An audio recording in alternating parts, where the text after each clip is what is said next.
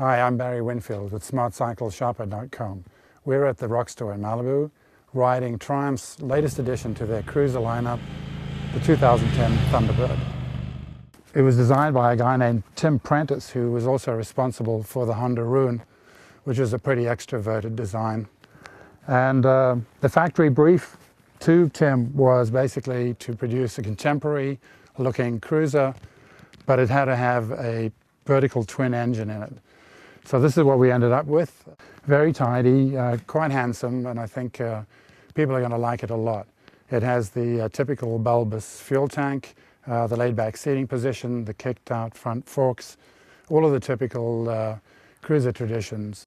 Triumph wanted to keep some sport-like characteristics on the bike, so they equipped it with really top-grade suspension componentry.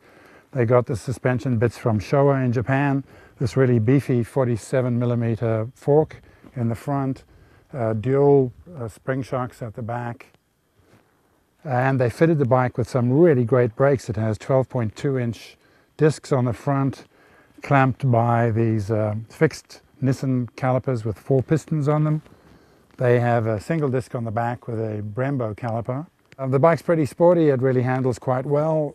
You tend not to notice quite how heavy it is because it's well into the 700-pound range. The only thing that really confirms the fact that it's a cruiser is the limited ground clearance. From my point of view, I'd actually prefer the bike to be a tiny bit higher and have a little bit more clearance for cornering, because we've been touching down the feeler pegs quite a bit in the hills here, and we're pretty much halfway through this one. Unlike most cruisers, this has a parallel twin engine on it, but Triumph wanted to give it a characteristic exhaust note, so they installed a 270-degree crank. And this gives it that typical stuttering exhaust sound that is such a familiar sound in the cruiser marketplace.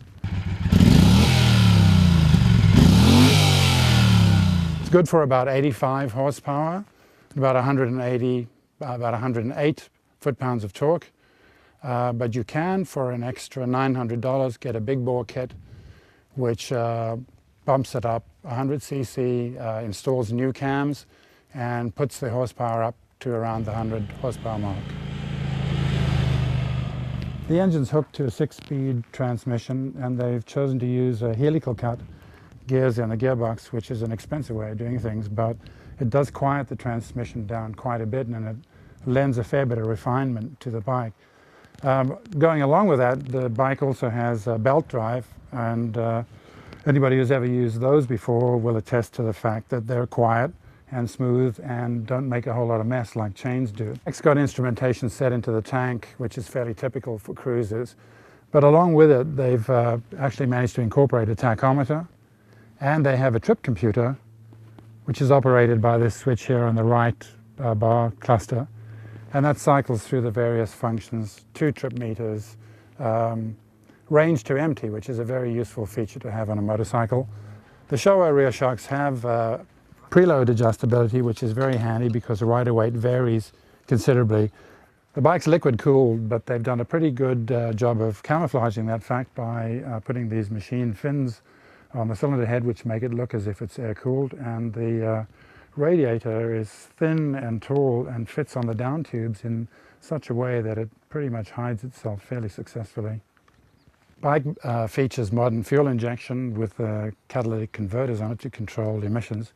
And there are 2 power maps controlling the engine, and depending on how fast you snap the throttle open, you either get this sort of the vigorous power map, or you get the more relaxed one. So the computer's actually looking at how fast the throttle position alters.